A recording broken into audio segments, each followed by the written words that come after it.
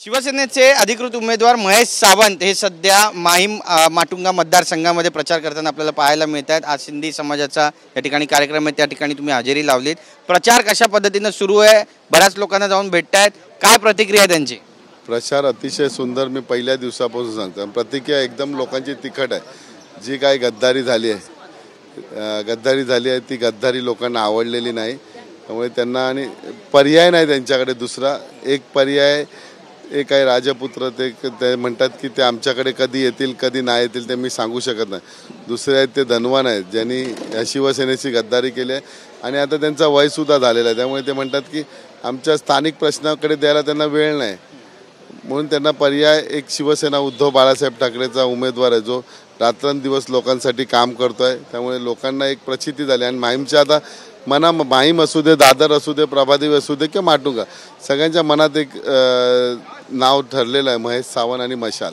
नक्कीच, पण अमित ठाकरे यांच्याबद्दल बोलायचं झालं, त्यांच्या मागे त्यांच्या वडिलांचं नाव, राज ठाकरेंचं नाव आहे आणि सदा सरवणकर यांच्या मागे त्यांचा पक्ष उभा राहिलेला आहे। आता तर देवेंद्र फडणवीस यांनी पण स्टेटमेंट दिलं आहे की आम्ही अमित ठाकरेंना पाठिंबा देऊ शकत नाही। आशिष शेलार पण त्यांच्या रॅलीमध्ये सहभागी होत आहेत। या परिवर्तनाकडे नेमकं कसं पाहताय? हा जो बदल अचानक घडलाय याने काही फरक पडेल?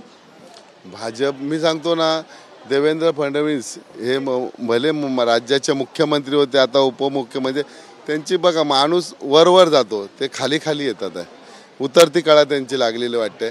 त्यांनी पूर्ण महाराष्ट्राला ना प्रश्नचिन्ह निर्माण करून ठेवलं आहे। आज कोण कोणाच्या ताटात जेवतो आणि कुठला उष्टा कुठे खातो काही समजतच नाही, त्यामुळे त्यांनी भाजपच्या कार्यकर्त्यांना पण कन्फ्युजन करून ठेवलं आहे। कधी म्हणतात अमित साहेबांना का अमित ठाकरेंना करा, कधी म्हणतात सदा सरवणकरांना करा, परत उद्या बोलतील सदा सरवणकरांना करू नका अमित ठाकरे। तर लोक आता त्यांनी म्हणजे भाजपच्या कार्यकर्त्यांनी सुद्धा निर्णय घेतले, भले आमचे नेते काही बडबड होते, आम्हाला महेश सावंत पाहिजे। त्यांचेच नेते पक्षातले जे आधी म्हणत होते की आमचा पाठिंबा जो आहे तो अमित ठाकरेंना आहे, सदा सरवणकरांना नाही आहे, त्यांनी कुठेतरी माघार घ्यावी, आता अचानक अशा पद्धतीचं स्टेटमेंट येतं आहे। राजकीय घडामोडी ज्या आहेत त्या बदलतात असं वाटतंय? राजकीय घडामोडी तर त्यांनी 2.5 वर्षापूर्वीच बदललेले आणि घडामोडीमुळे संपवून टाकलेलं आहे। परंतु आता जनता सुज्ञ आहे, जनतेला खरोखर बदल पाहिजे आणि बदल हा उद्धव बाळासाहेब ठाकरे महाविकास आघाडीच्या रूपाने तुम्हाला संपूर्ण महाराष्ट्रात कळेल की जास्तीत जास्त सीट होऊन शिवसेना उद्धव बाळासाहेब महाविकास आघाडीचाच मुख्यमंत्री होणार। नक्की, पण एक महत्त्वाचा प्रश्न तुम्हाला विचारायचा, तुम्ही दादर माहीममध्ये ग्राउंड झिरोवर पण काम केलेलं आहे, बऱ्याच ठिकाणी फिरलेला आहात, भाजपची या ठिकाणची स्ट्रॅटेजी नेमकी काय, तुम्हाला काही माहिती आहे का याबद्दलचं? आणि अमित ठाकरेंना ते पाठिंबा देतील की सदा सरवणकरांना देतील, काय वाटतं? मला वाटत ना, भाजप भले नेते मंडळी बोलत असतील, परंतु त्यांनी स्थानिक पातळीवरची जे त्यांचे कार्यकर्ते मतदार ते मला प्रत्यक्ष भेटतात आणि मला म्हणतात आहे की यावेळी आम्हाला तुझ्यासारखाच उमेदवार पाहिजे, बाकी पक्ष तू कधी आयुष्यात बघितला नाही, लोकांची सेवा केली आहे, म्हणून आम्हाला तुझ्या पाठीशी उभा राहा, पण आम्ही उघडपणे राहू शकत ना, आम्ही पाठच्या हाताने तुला मदत करू। काल प्रिया सरवणकर यांनी अमित ठाकरेंबद्दल विधान केलं की नवीन फ्रेश चेहरा काही चित्रपट काढताय का, आणि मग असं असेल तर मग मॉडेलिंगला चित्रपटामध्ये अमित ठाकरेंनी जावं, राजकारणामध्ये येऊ नये, त्यांचा पिंड नाही, त्यांच्याकडे वक्तृत्व नाही, नेतृत्व नाही आहे, कर्तृत्व नाही आहे, टीका केली आहे बरीच।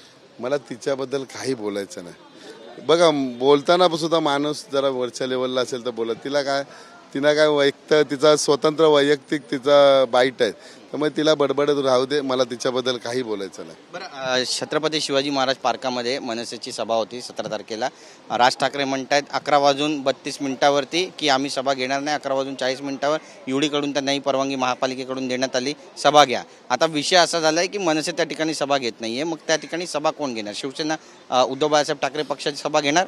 आता मी सकाळपासून माझ्या प्रचारात आहे, त्यामुळे आता तुमच्या माध्यमातूनच कळलं की राज ठाकरे तिथे सभा घेत नाही। आता मी अजून कुठल्या नेत्याशी बोललो नाही आणि आमचे वरिष्ठ नेते निर्णय घेणार, त्यामध्ये मी काम पडत नाही। त्यांनी आम्हाला सांगितलं आहे तू फक्त माहीम विधानसभेतील लोकांची चर्चा कर, लोकांना आशीर्वाद घेण्यासाठी दिवस रात्र काम कर, मी ते करतो। आज सुद्धा माझा प्रचार संपल्यानंतर एक सभा घेतल्यानंतर मी सुद्धा इथे सिंधी, इथे आज गुरुनानक जयंती आहे, तिथे आता मी प्रसाद घेणार आणि माझी पुन्हा एक सोनार समाजाबरोबर मीटिंग आहे, त्यानंतर माझी प्रचार फेरी आहे, मला जरा सुद्धा वेळ नाही याच बाबतीत। नक्की, पण विश्वास आहे पूर्णपणे निवडून येणार, आता काही दिवस शिल्लक राहिलेले आहेत, काउंटडाऊन सुरू झालंय। 100% विश्वास आहे, माझ्या चेहऱ्यावरती जरा तरी तुम्हाला दिसते, माझा चेहरा हसरा आहे, तो हसराच राहणार। नक्की, धन्यवाद आमच्याशी बातचीत केल्याबद्दल, खूप खूप शुभेच्छा। कॅमेरा पर्सन नरसिंगचा गिरीश गायकवाड, TV9 मराठी, मुंबई।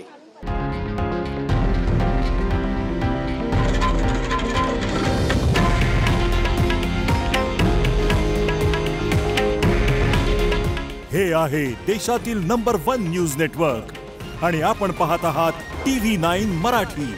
काळजी तुमची, हित महाराष्ट्राचं.